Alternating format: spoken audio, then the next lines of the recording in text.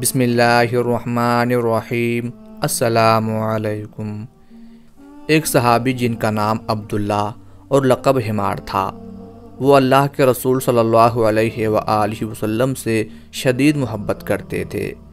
کبھی کبھار اللہ کے رسول صلی اللہ علیہ وآلہ وسلم کی خدمت میں کوئی تحفہ بھی پیش کر دیتے۔ ایک مرتبہ ایک اعرابی یعنی دیہاتی بدو شہد لیے مدینہ منورہ میں فروخت کرنے کے لیے آیا۔ حضرت عبداللہ رضی اللہ تعالی عنہ نے اس سے یہ شہد خریدا اور حضور نبی کریم صلی اللہ علیہ وآلہ وسلم کی خدمت میں حاضر ہو کر عرض کیا، یا رسول اللہ صلی اللہ علیہ وآلہ وسلم، یہ آپ کے لیے ہدیہ ہے۔ ناظرین، یہ بات معروف ہے کہ حضور نبی کریم صلی اللہ علیہ وآلہ وسلم صدقہ قبول نہ فرماتے تھے، لیکن تحفہ قبول کرنے سے انکار نہیں کرتے تھے۔ آپ صلی اللہ علیہ وآلہ وسلم نے حضرت عبداللہ رضی اللہ تعالی عنہ کا تحفہ قبول کر لیا۔ تھوڑی دیر کے بعد شہد فروخت کرنے والا بدو حضرت عبداللہ رضی اللہ تعالی عنہ سے اس کی قیمت مانگنے لگا، مگر حضرت عبداللہ تو غریب آدمی تھے، ان کے پاس تو کوئی درہم و دینار نہیں تھے۔ وہ شہد فروش کو لے کر اللہ کے رسول صلی اللہ علیہ وآلہ وسلم کی خدمت میں حاضر ہوئے اور عرض کی، یا رسول اللہ صلی اللہ علیہ وآلہ وسلم، اسے اس شہد کی قیمت عطا فرمائیں۔ اللہ کے رسول صلی اللہ علیہ وآلہ وسلم نے فرمایا، کیا تم نے مجھے یہ تحفہ نہیں دیا تھا؟ حضرت عبداللہ کہنے لگے، ٹھیک ہے، میں نے آپ کو تحفہ دیا تھا، مگر جس سے یہ تحفہ خریدا تھا اسے دینے کے لیے میرے پاس کچھ نہیں ہے۔ ناظرین، کوئی اور ہوتا تو عبداللہ کے اس رویے پر بگڑ جاتا، مگر اللہ کے رسول صلی اللہ علیہ وآلہ وسلم کا حسن اخلاق ملاحظہ فرمائیں کہ آپ صلی اللہ علیہ وآلہ وسلم یہ سن کر مسکرا دیے اور اپنے ساتھی کو اس طرح خوش کر دیا کہ بدو کو معاوضہ دینے کا حکم فرمایا۔ حضرت عبداللہ رضی اللہ تعالی عنہ کے اندر ایک کمزوری اور خامی تھی کہ وہ شراب کا رسیہ تھا۔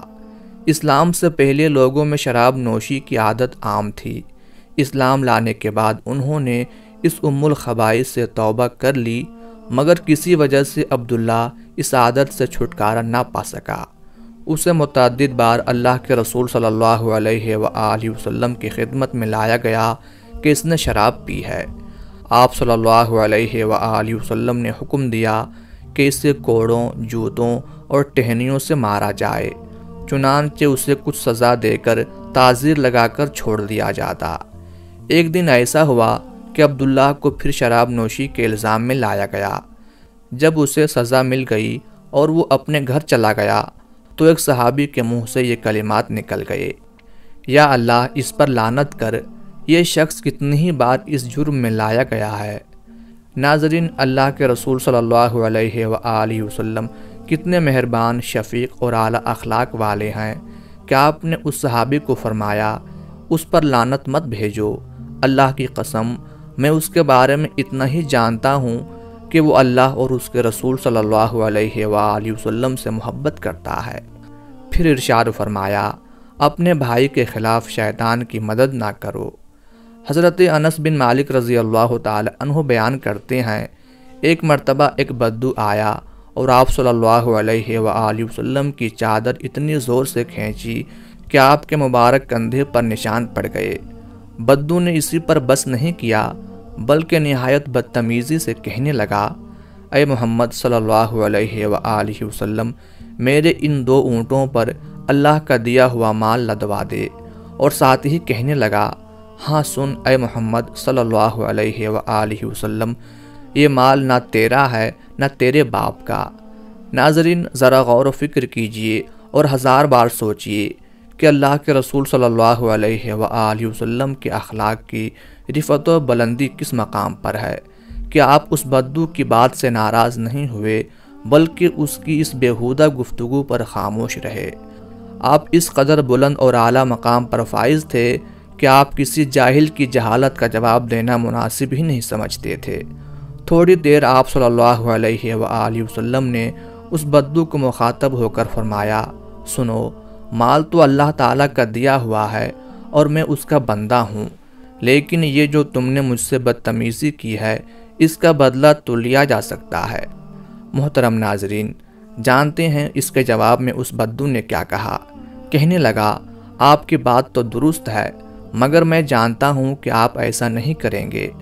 حضور نبی کریم صلی اللہ علیہ وآلہ وسلم نے اس سے پوچھا، آخر کیوں؟ اس بدو نے آپ صلی اللہ علیہ وآلہ وسلم کے اخلاق کی ایک اعلیٰ صفت بیان کرتے ہوئے کہا، اس لیے کہ آپ برائی کا جواب برائی سے نہیں دیا کرتے۔ اللہ کے رسول صلی اللہ علیہ وآلہ وسلم نے اس بدو کا جواب سنا تو مسکرا دیے، پھر حکم دیا کہ اس کے ایک اونٹ پر جو اور دوسرے پر کھجوریں لاد دی جائیں۔ ناظرین، یہ ہے ہمارے پیارے آقا سید الانبیاء حضرت محمد صلی اللہ علیہ وآلہ وسلم کے اعلیٰ اخلاق کی ایک جھلک کہ جس نے بدتمیزی اور زیادتی کی اسے 2 اونٹوں کے بوجھ کے برابر جو اور کھجوریں عطا کر کے رخصت فرمایا۔